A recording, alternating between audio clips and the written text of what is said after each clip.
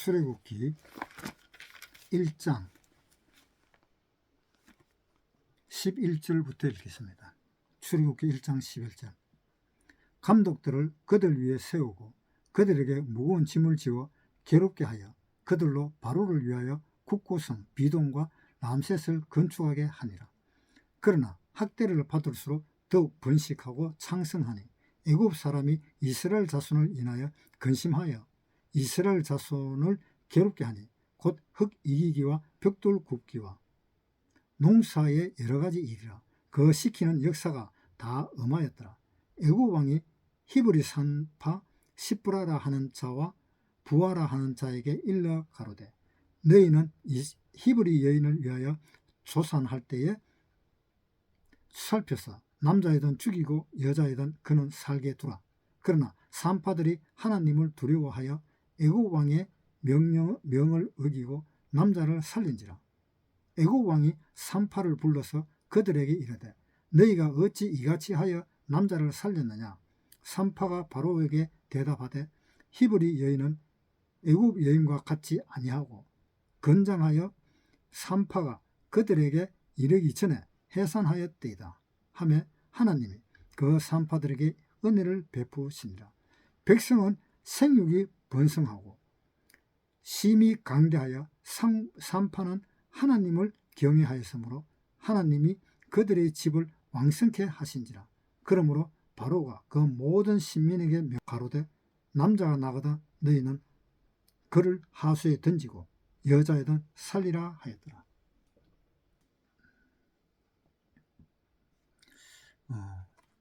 이제 이스라엘 사람들은 애굽으로 내려가가지고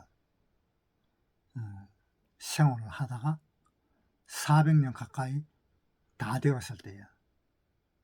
그때부터 이제 하나님한테 부르짖기 시작합니다.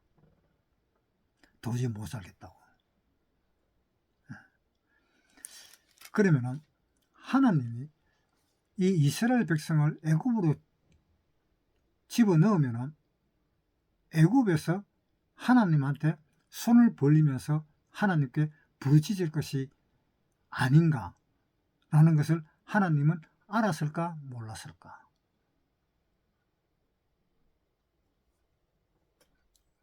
그 의문이 들잖아요. 자, 한번 보세요. 창세기 46장 3절부터 읽겠습니다.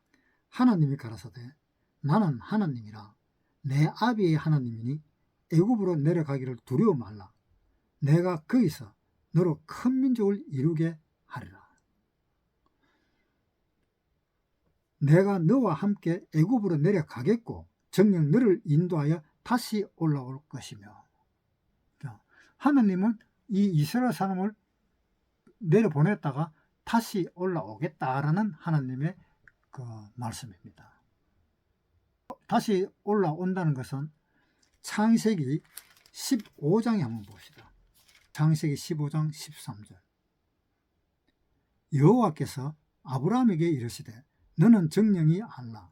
내 자손이 이방에서 객이 되어 그들을 섬기겠고 그들은 400년 동안 내 자손을 괴롭게 하리니 그 섬기는 나라를 내가 진치할지며 그 후에 내 자손의 큰 재물을 이끌고 나오리라.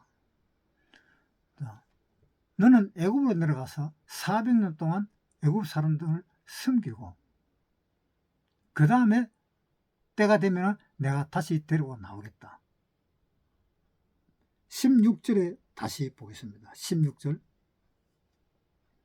내 자손은 4대 만에 이 땅으로 돌아오리니 이는 아모리 족속의 죄악이 아직 관영치 아니함이니라. 4대 만에 데리고 나오는데 지금 보니까는 이 아모리 족속이 죄가 아직 가득 차 있질 않다. 그러니까 죄가 가득 차 있으면 내가 너를 불러내겠다. 이런 이야기입니다. 자, 하나님이 이스라엘 사람을 이집트로 보냈을 때 그 이집트가 살기 좋았던 곳입니다. 그 주위의 모든 나라들은 양식이 없었어요. 그래서 양식이 없었으니까 요셉이 자기 엄마나 자기 아버지, 자기 가족들이 굶어 죽는 것을 보지를 못하겠는 거예요. 그래서 자기 부모와 형제들을 다 불러드립니다. 자, 이제 이렇게 생각을 한번 해봅시다. 지금 우리가 예수 믿기 전에 우리를 생각을 해보는 겁니다. 예수 믿기 전에 우리는 이 세상이 참 살기 좋았던 세상입니다. 예수 믿기 전에요. 돈만 있으면 살기 좋잖아요. 그런데 이 세상에서 태어나서 우리가 생활을 하다 보니까 이 세상이 참 좋았던 것입니다. 그것처럼 이 이스라엘 사람도 애굽으로 들어가고 보니까는 고센 땅이라 하는 곳은 누구 하나 터치도 아니하고 자기들끼리 살 수 있는 참 좋은 땅이었습니다. 그런데 어느 날 요셉을 알지 못하는 왕이 들어섰을 때에, 그때에 이제 이스라엘 사람에게 핍박이 들어가는 겁니다. 우리가 이 세상에 살 때에 어느 순간에 보니까는 살기가 힘들어지고 괴롭고, 그러한 순간이 누구든지 다 닥칠 것입니다. 그 순간을 닥칩니다. 그래서 이렇게 살아서 뭐하노? 이렇게 살기가 힘들고 하루에 밥 3끼 먹는 것이 그렇게 힘드느냐? 그러한 생각을 가지게 되는 겁니다. 그러다가 사람들은 이제 종교로 눈을 돌립니다. 종교로 눈을 돌렸다가 또 좀 나아지면 또 다시 돌아오고, 또 힘들면 또 다시 종교로 돌아가고, 그렇게 생활을 합니다. 이스라엘 사람들도 마찬가지였습니다. 그런데 하나님은 특히 이 이스라엘 사람한테만 더 정확했습니다. 특히 이스라엘 사람한테만. 이 이스라엘 사람한테 더 정확하게 한 것이 바로 무엇이냐면은 핍박하도록 그 환경을 만들었던 것입니다. 애굽의 왕 바로를 통해서. 그래서 애굽 왕 바로를 통해서 이제 핍박하기를 시작하는 것입니다. 물론 이 이스라엘 사람들이 애굽으로 들어갔을 때는 그 큰 민족을 이루려면은 애굽의 보호하에 이 이스라엘 사람들이 살았기 때문에 이스라엘 사람들은 더욱 사람들의 민족들이 커지고 더욱 사람들이 많아졌던 겁니다. 그 당시에 이 애굽 나라는 세계 최고의 나라였기 때문에, 그래서 이 애굽이라 하는 그 나라에서 보호를 받으면서 이 이스라엘 사람들은 살았던 것입니다. 그리고 애굽 역시 하나님이 보호를 했었습니다. 왜 보호를 했을까요? 애굽을 보호한 이유는 그 애굽 안에 누가 들어있습니까? 하나님의 자녀 이스라엘 사람이 들어있잖아요. 그러니까 이스라엘 사람들이 들어있으니까 그 이스라엘 사람들을 위해서 하나님은 애굽을 보호한 겁니다. 그게 결국은 어떤 관계가 되는가 하면 애굽은 이스라엘 때문에 사는 거예요. 왜? 이스라엘 때문에 애굽은 하나님한테 보호를 받기 때문에. 이스라엘 사람은 바로 애굽 사람 때문에 사는 겁니다. 서로 그렇게 되는 거예요. 그래서 400년 동안 흘러왔는데 애굽에서 이제 다른 왕이 올라섰습니다. 핍박하기 시작을 합니다.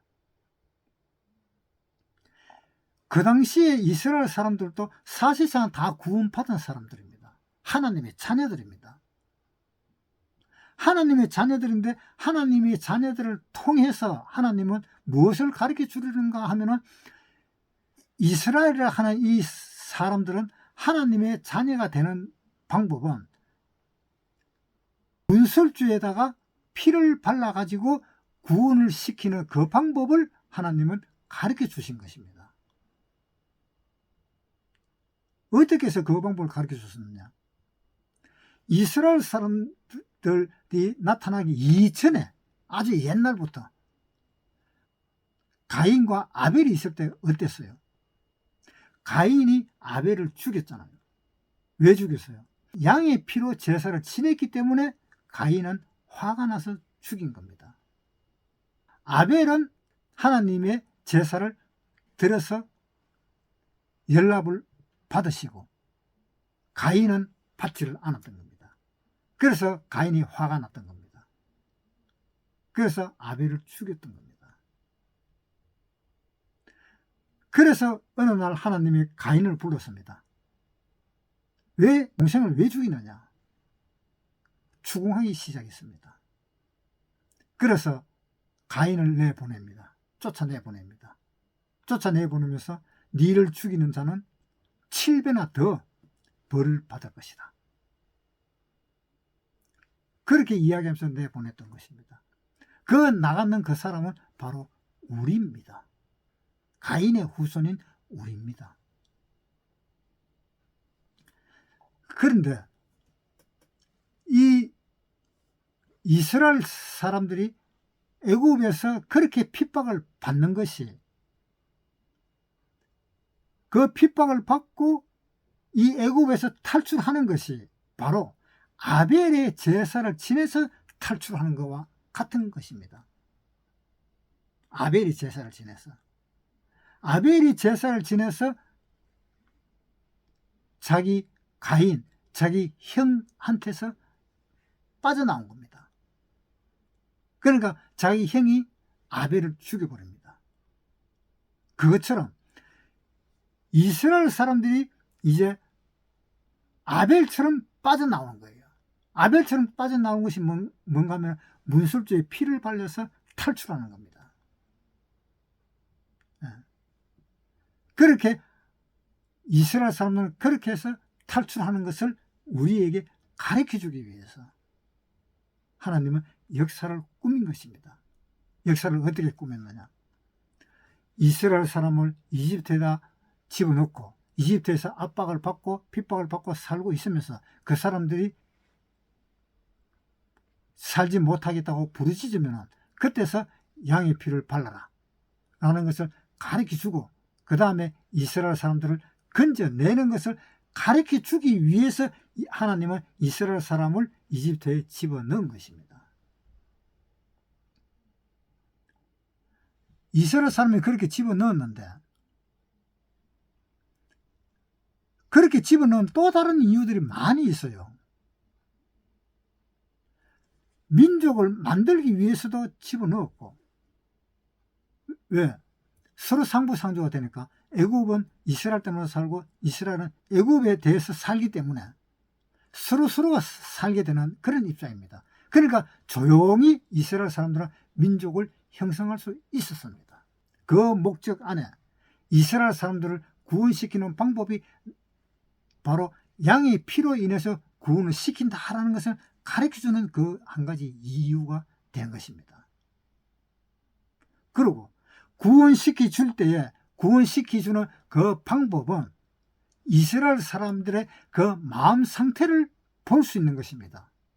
그 이스라엘 사람들의 마음 상태가 정말로 이 이집트에서 살기 힘들어서 그렇게 부르짖는 건지, 아니면 그냥 우리가 생각하듯이 그냥 우리를 건져주면 좋고 뭐 안 건져주면은 그럼 할 수 없지 뭐, 이러한 마음 상태를 가지고 사는 건지, 그러한 것들을 하나님은 또한 알기를 원했던 것입니다. 그래서 그러한 것을 하나님은 알아가지고 진짜로 하나님을 없이 내가 살지 못하겠다 하는 그 사람들을 위해서 하나님은 구원시켜주기 위해서, 그런 사람들을 구원시켜주기 위해서 하나님은 그렇게 이스라엘 사람을 이집트에다가 집어넣은 겁니다. 그것을 좀 더 생각을 해봅시다. 고린도후서 1장 8절, 형제들아 우리가 아시아에서 당한 환난은 너희가 알지 못하기를 원치 아니하노니 힘에 지나도록 심한 고생을 받아 살 소망까지 끊어지고 우리 마음에 사형 선고를 받은 줄 알았으니 이는 우리로 자기를 의뢰하지 말고 오직 죽은 자를 다시 살리시는 하나님만 의뢰하게 하심이라. 이 바울이 자기가 고생한 것을 이야기하는 겁니다. 우리가 고생할 때야 살 소망까지 끊어졌다. 그런데 이렇게 살 소망까지 끊어지게 한 그 이유는 하나님만 의뢰하도록 하기 위해서 살 소망까지 끊어지는 데까지 갔다, 이런 이야기입니다.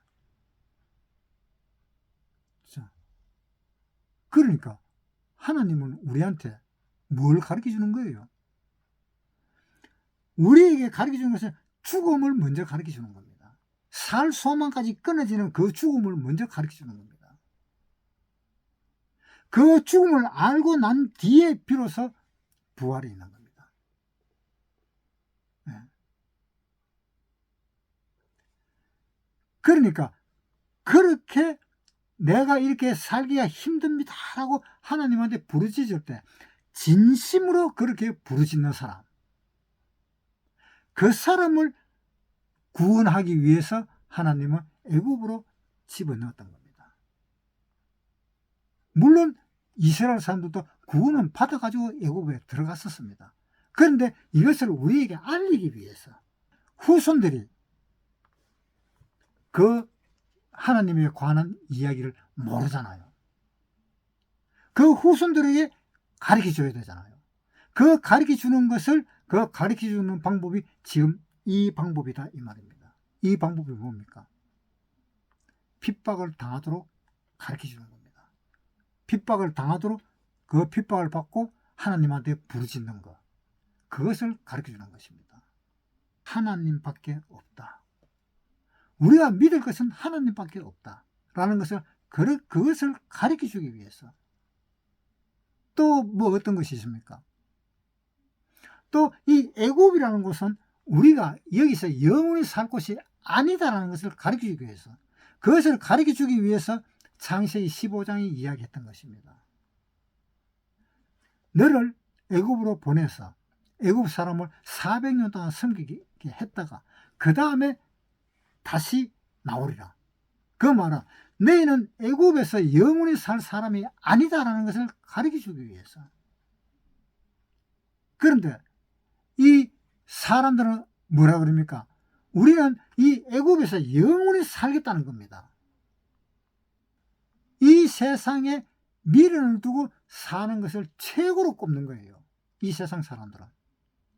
그런데 하나님의 백성들은 그것을 최고로 꼽질 않습니다.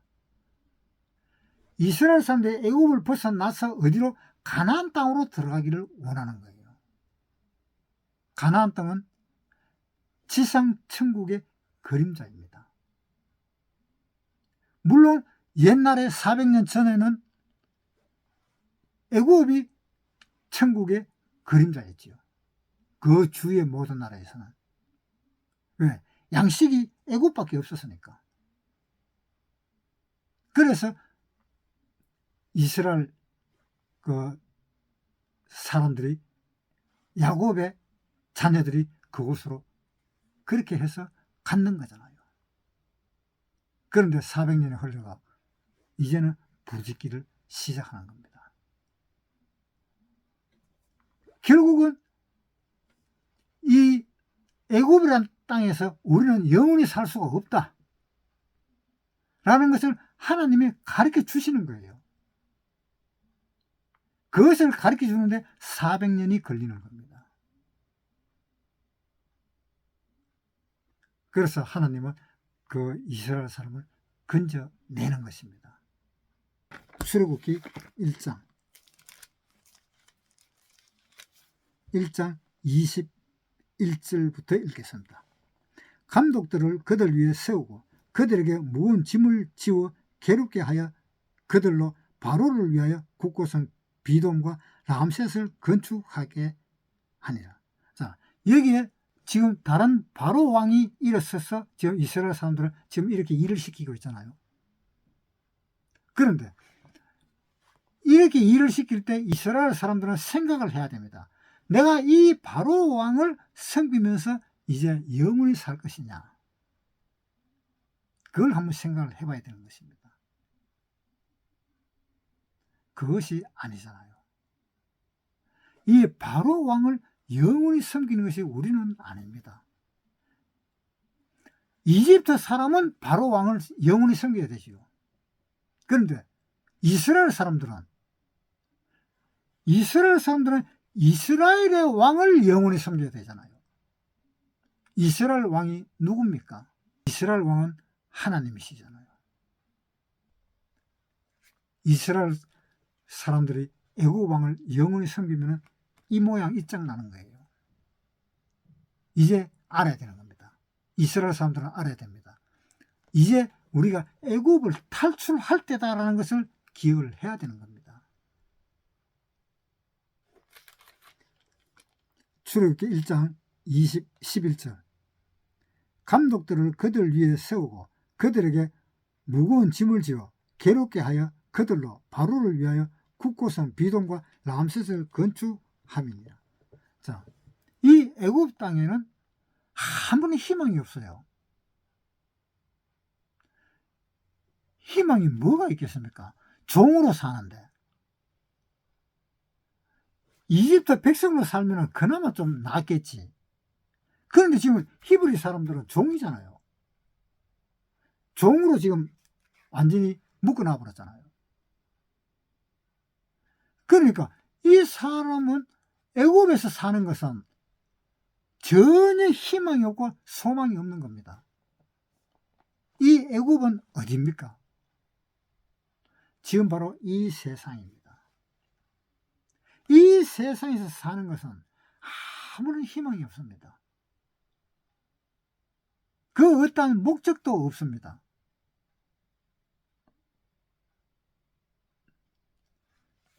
그래서 이 세상에서는 소망이 없다는 것을 그것을 알려주기 위한 것입니다. 결국은 모든 것은 하나님 편으로 끌어당기는 겁니다. 내한테 오라. 내한테 오면은 너희가 앞길은 살 것이고 내한테 오지 않으면은 계속 이렇게 괴롭게 살다가 죽을 것이다. 그것을 이야기해 주는 겁니다.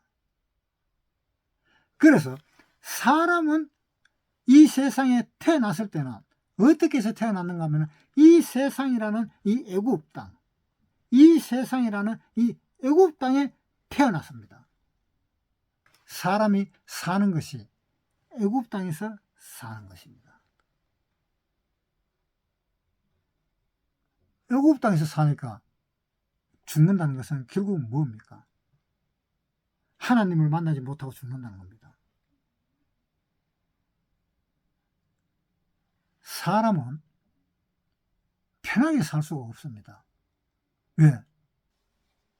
창세기 3장 17절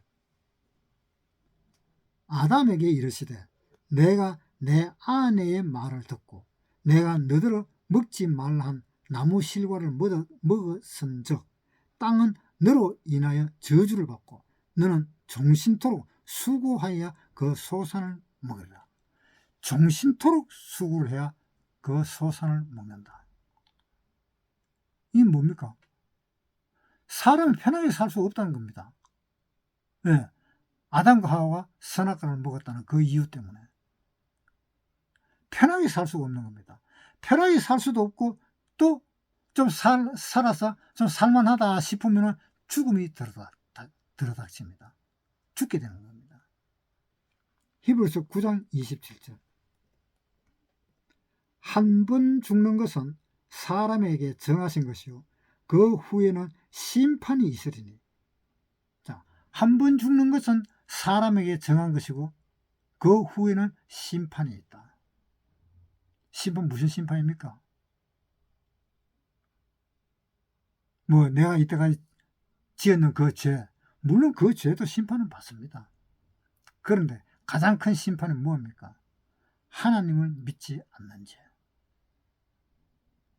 가장 큰 심판이에요. 그러니까 사람은 어차피 한평생을 살지만 그 한평생이라 하는 그 한평생은 100년도 채 안 되는 그 한평생입니다. 그 100년도 채 안 되는 그 생애 동안 살면서 그것도 얼마나 힘들고 어렵게 사느냐. 그렇게 살아가지고 1년 동안 겨우 농사를 짓고 살았더니 그 농사가 밭농사를 지었는데 논농사를 지었는데 쌀값이 추락하고 야채값이 추락하고 안 되는 겁니다. 어떤 사람들은 이야기합니다. 농사 짓는 것은 일한 만큼 소득이 들어온다. 그런 이야기를 저는 많이 들었습니다. 그런데 그게 그렇게 됩니까? 그렇게 안 되는 겁니다. 잘못하다 보면 우리 텔레비 같은 거 보잖아요. 밥 같은 거 막 엎어버리잖아요. 창세기 3장에 다시 보겠습니다. 17절에 아담에게 이르시되 내가 내 아내의 말을 듣고 내가 너더러 먹지 말라 한 나무 실과를 먹었은즉 땅은 너로 인하여 저주를 받고 너는 종신토록 수고하여 그 소산을 먹으리라. 땅이 내게 가시던 불과 은근키를 낼 것이라. 땅이 너희한테 내는 것이 뭐냐? 은근키와 가시던 불을 낸다. 그러니까 그만큼 소득이 안 돌아온다는 겁니다. 그렇게 소득이 돌아오려면 크게 고생하면서 살아야 돼요. 그렇게 고생하면서 살아가지고 겨우 얻는 것은 이제 입에 풀칠할 정도. 그러니까 이 세상에 목숨을 걸 필요가 없다는 거예요. 이 세상에 목숨을 걸어서는 그거 오래 못 산다는 겁니다. 안 된다는 겁니다. 물론 어떤 사업하는 사람들은 또 잘 돼가지고 오래오래 살 수 있고 자기 자손 대대로 물려주면서까지 살 수도 있을지도 모르겠지요. 그렇지만은 또 어느 때에 무너질지도 모르는 겁니다. 그러니까 하나님은 이 세상은 소망이 없는 그곳이기 때문에 우리가 여기에 미련을 두어서는 안 되겠다라는 이야기입니다. 출애굽기 1장 11절 다시 읽을게요. 감독들을 그들 위에 세우고 그들에게 무거운 짐을 지워 괴롭게 하여 그들로 바로를 위하여 국고성 비동과 람셋을 건축하게 하니라. 그러나 학대를 받을수록 더욱 번식하고 창성하니 애굽 사람이 이스라엘 자손을 인하여 근심하여 이스라엘 자손의 역사를 엄하게 하여 고역으로 그들의 생활을 괴롭게 하니 곧 흙 이기기와 벽돌 굽기와 농사의 여러 가지 일이라. 그 시기는 역사가 다 엄하였더라. 그러니까 그 시키는 역사가 다 엄하도록 했는데 이 사람은 어차피 한평생 사는 거는 다 고생하면서 삽니다. 고생 안 하고 돈 버는 사람 한 사람도 없습니다. 전부 다 고생을 하면서 돈을 벌었습니다. 잘 사는 사람들도 고생했으니까 잘 사는 사람입니다.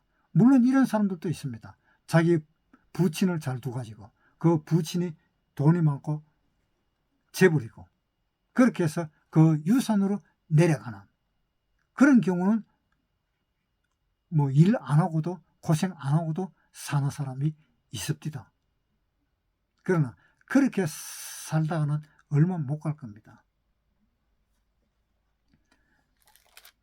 그러니까 결국은 이 사람이 산다는 그 자체가 굉장히 힘들고 어렵다는 것을 이야기하고 있습니다. 그런데 사람이 고생만 하는 것이 사람은 아닙니다. 그 고생 끝에 낙이 있다 하는 말도 있습니다. 그런데 그 고생 끝까지 갈 필요는 없잖아요. 고생을. 왜 끝까지 고생을 하는 겁니까? 인생은 고생하는 그 길에, 인생은 사망으로 가는 그 길에, 고생으로 한다 하는 그 길, 이 세상에서 고생하며 사는 길, 사망으로 가는 길, 그 길에 뭐가 있습니까? 생명이 있다는 것을 기억하세요. 생명이 있어요. 우리가 사는 이 인생 길 위에 생명의 길이 있다는 겁니다. 그 생명의 길로 들어가면은 사람이 어때요? 영원히 살 수 있습니다. 출애굽기 1장의 11절에 다시 읽을게요. 11절부터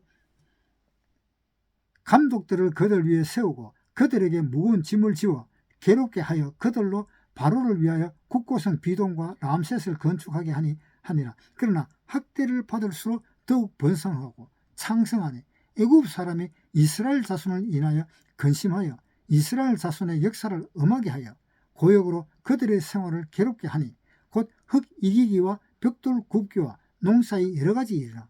그 시키는 역사가 다 엄하였더라. 이렇게 엄한 그 중에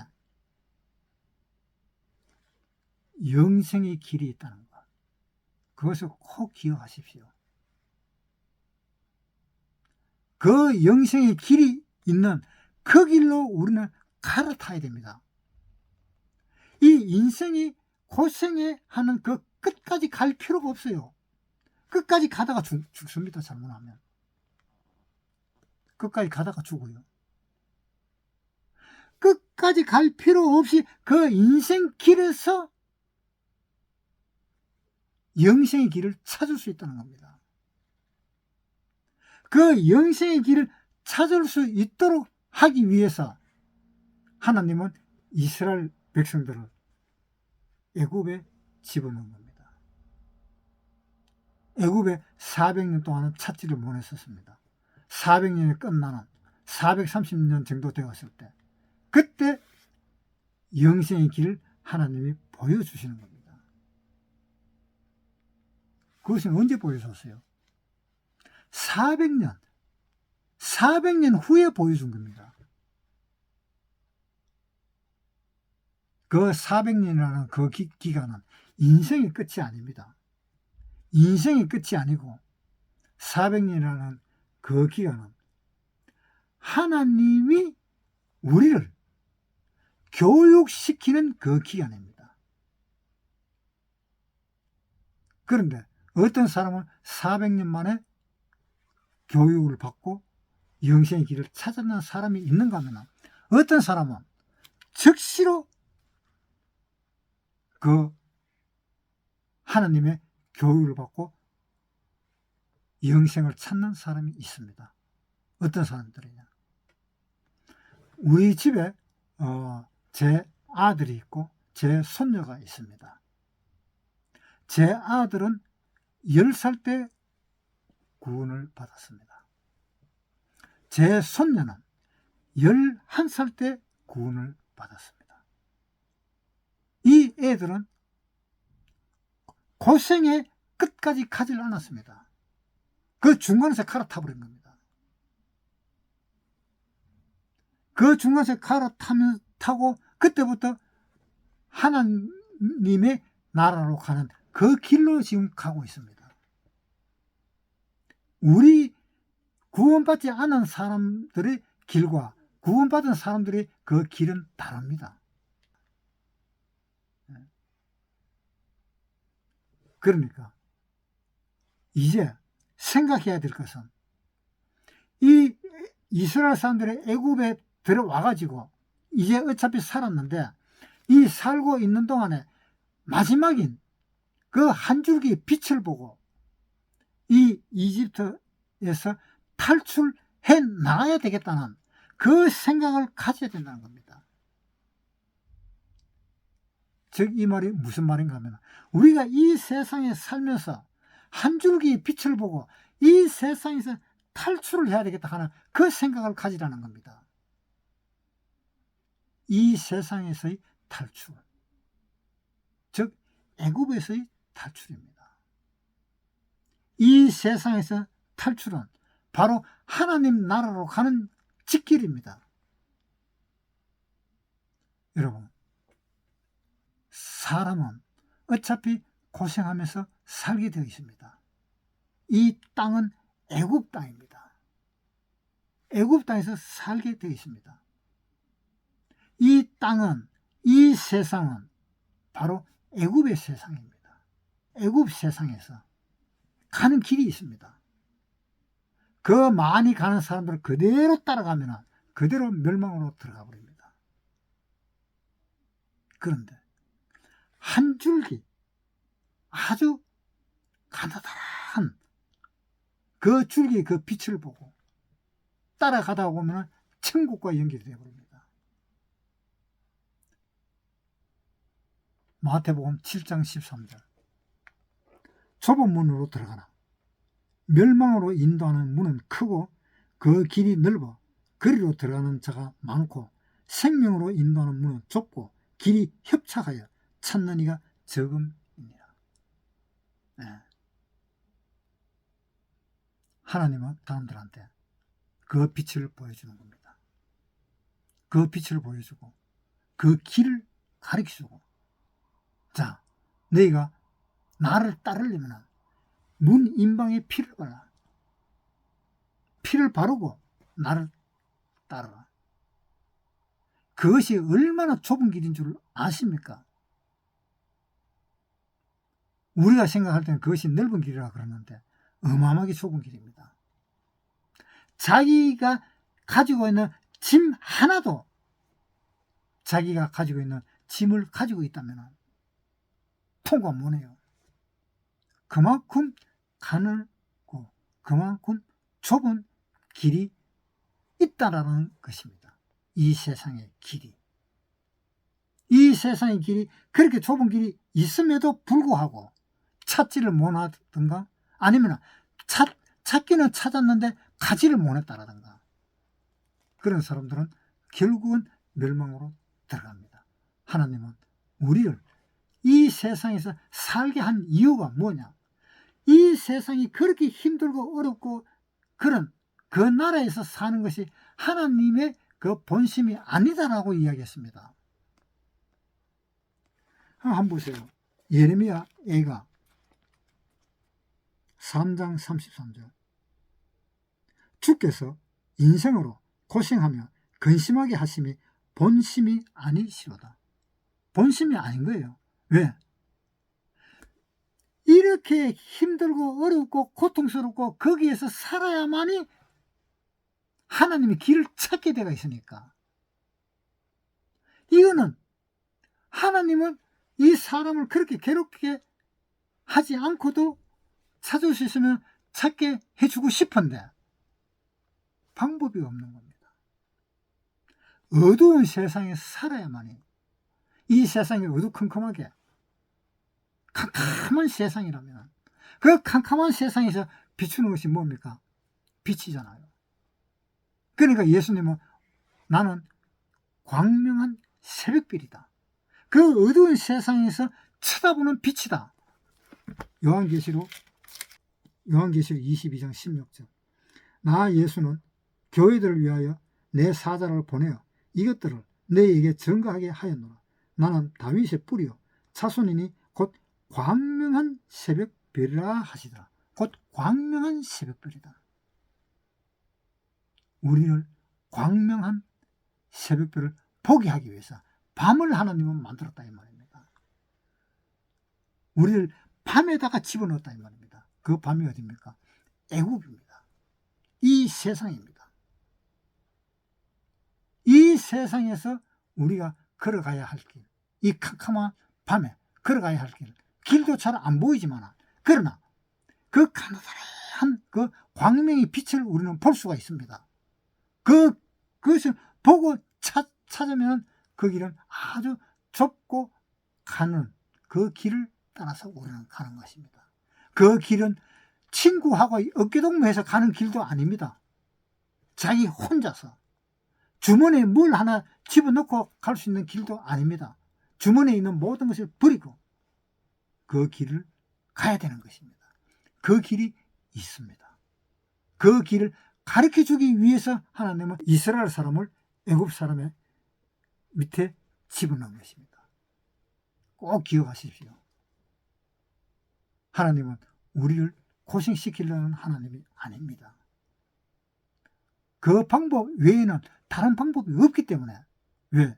예수님은 이 세상에 와가지고 우리를 위해서 뭘 했어요? 죽어버리잖아요. 우리도 하나님을 위해서 뭘 합니까? 우리도 죽어버리잖아요. 똑같은 일입니다. 예수님과 우리와 똑같은 일입니다.